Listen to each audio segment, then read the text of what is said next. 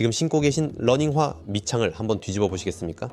만약 왼쪽과 오른쪽의 마모 위치가 눈에 띄게 다르다면 여러분은 매 걸음마다 부상의 임계점을 향해 달리고 있을 가능성이 높습니다. 밑창의 비대칭적인 마모는 단순히 신발의 수명이 다했다는 신호가 아니라 여러분의 하체 정렬이 무너졌다는 강력한 경고입니다. 달리는 이유를 분석하고 생체역학적 대안을 제시하는 Y러너입니다. 오늘 영상에서는 아치타입별 진단법부터 골반 불균형을 상쇄하는 착지 전략, 그리고 족저근막염과 무지외 반증을 물리적으로 해결하는 8주 루틴까지 모두 공개하겠습니다. 만약 여러분도 원인 모를 한쪽 통증에 시달리고 있다면 오늘 이 영상이 그 사슬을 끊어내는 전환점이 될 것입니다. 러닝 생체역학의 기초는 지면과 유일하게 접촉하는 발의 구조를 이해하는 데서 시작합니다. 우리 발은 내측 종아치, 외측 종아치, 횡하치라는 세 개의 돔 구조가 체중의 수배에 달하는 지면 발력을 분산시킵니다. 하지만 이 발을 제어하는 사령탑은 결국 골반입니다. 저처럼 골반 정렬이 무너진 현대인들은 다리 길이에 미세한 차이가 생기기 마련입니다. 실제 뼈의 길이가 다르지 않더라도 골반의 위치 때문에 기능적인 다리 길이 차이가 발생하는 것이죠. 이렇게 되면 짧은 쪽 다리는 착지, 지면 발력을 더 수직으로 강하게 받게 되고 긴 쪽 다리는 골반이 좌우로 흔들리는 보상작용을 유발합니다. 이는 장경인대 증후군이나 고관절 염증의 직접적인 원인이 됩니다. 추진 에너지가 전진을 위해 쓰이지 못하고 관절을 타격하는 충격 에너지로 변질되는 순간입니다. 사실 오늘 여러분에게 이 정보를 전달하는 저 역시 러너로서는 상당히 불리한 신체 조건을 갖추고 있습니다. 오랜 운전 습관으로 인해 오른쪽 골반이 위로 틀어져 있고 이로 인해 기능적인 다리 길이 차이가 발생했습니다. 발 사이즈 또한 왼쪽은 265mm, 오른쪽은 260mm인 전형적인 짝발입니다. 특히 지면과 발이 오래 닿는 느린 주법에서 짝다리 짝발이다 보니 수직 진폭이 심해지는 경향이 있습니다. 이건 에너지가 전방으로 향하지 못하고 상하로 흔들리는 수직 진폭으로 증발해버린 것이죠. 결과는 뻔했습니다.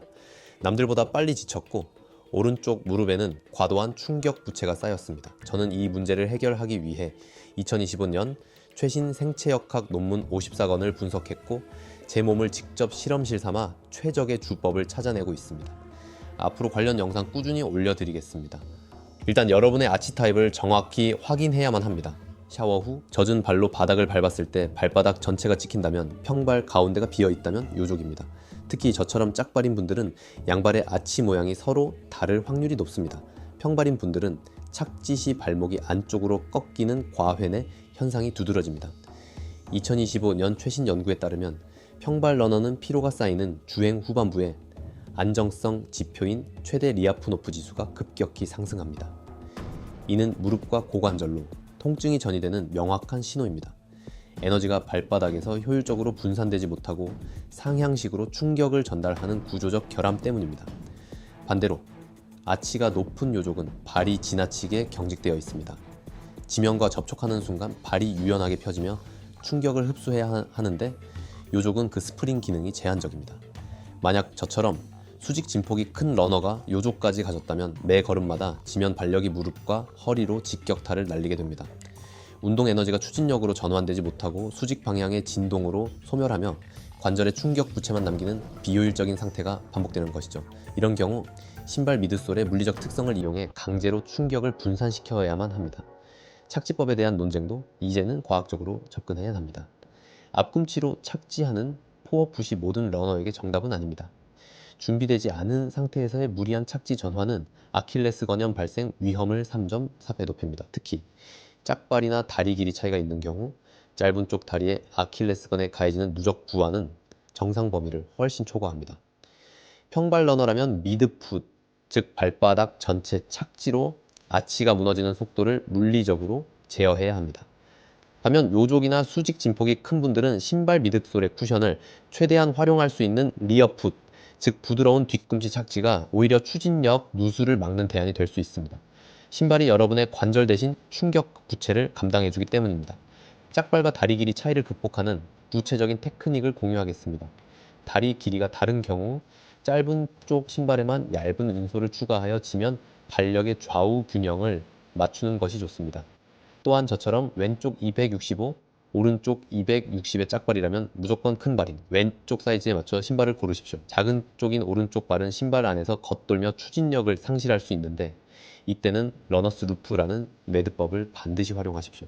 발등의 압박은 줄이면서 뒤꿈치를 견고하게 고정해 5mm의 차이를 물리적으로 보완할 수 있습니다. 신발 안에서의 미세한 미끄러짐을 차단하는 것만으로도 에너지 출력은 눈에 띄게 개선됩니다. 오버스트라이드, 즉 발을 몸의 무게 중심보다 멀리 뻗는 동작은 무릎 충격을 30% 이상 가중시킵니다. 저처럼 수직 진폭이 큰 분들은 무릎을 높게 들기보다 지면을 스치듯 달리는 셔플 런 스타일을 연습해야 합니다.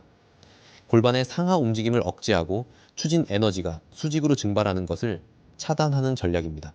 머리 위에 물잔을 올려놓았다고 상상하며 그 수평을 유지하는 훈련이 출력 효율을 극대화하는 비결입니다. 수직 진폭을 1cm만 줄여도 마라톤 풀코스 거리에서는 수 킬로미터를 더 달릴 수 있는 에너지를 보존하게 됩니다. 족저근막염 또한 골반 정렬과 밀접한 관련이 있습니다. 다리 길이 차이로 인해 한쪽 발에만 반복적인 과부하가 걸릴 때 족저근막은 미세 파열을 일으키며 염증을 유발합니다. 특히 내리막 주행 시에는 뒤꿈치 압력이 평지보다 32% 급증하므로 짧은 다리 쪽 무릎을 약 5도에서 10도 정도 더 부드럽게 굴곡시켜 충격을 근육의 탄성 에너지로 치환해야 합니다. 이때 발끝을 억지로 11자로 맞추기보다 아주 살짝 바깥쪽을 향하게 하는 토아웃 자세를 취해 보십시오. 이는 족저근막의 긴장을 동적으로 조절해주는 생체역학적 보호 기전으로 작동합니다. 엄지발가락을 위로 들 때 아치가 살아나는 윈들라스 메커니즘을 강화하는 것도 필수입니다.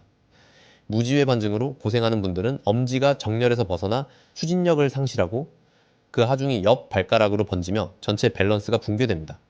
이를 교정하기 위해 발가락 벌리기 운동을 하루 3분씩 병행하십시오. 8주간 지속하면 엄지 근육의 내재근 힘이 살아나고 통증이 유의미하게 감소한다는 것이 데이터로 입증되었습니다.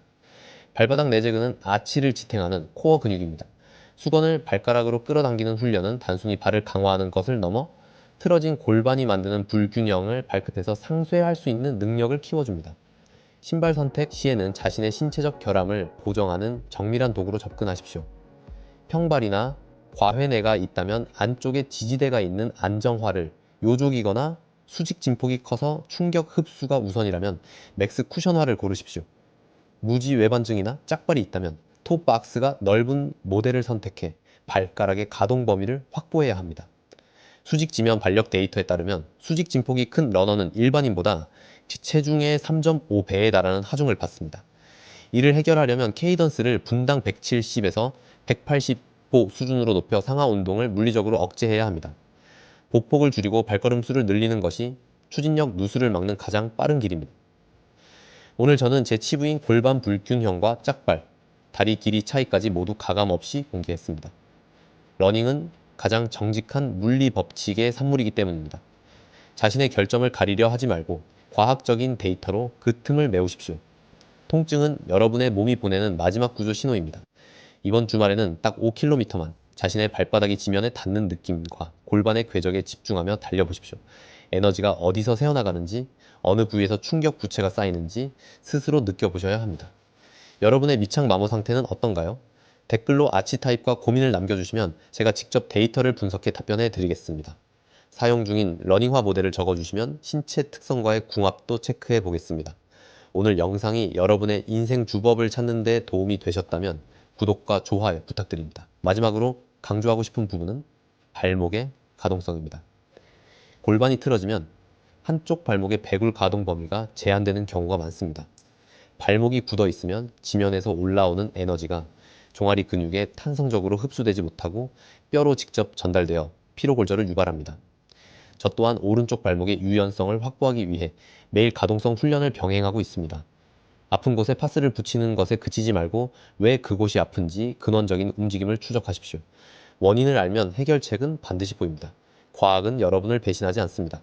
오늘도 여러분의 달리는 이유를 찾으시길 바랍니다. 감사합니다.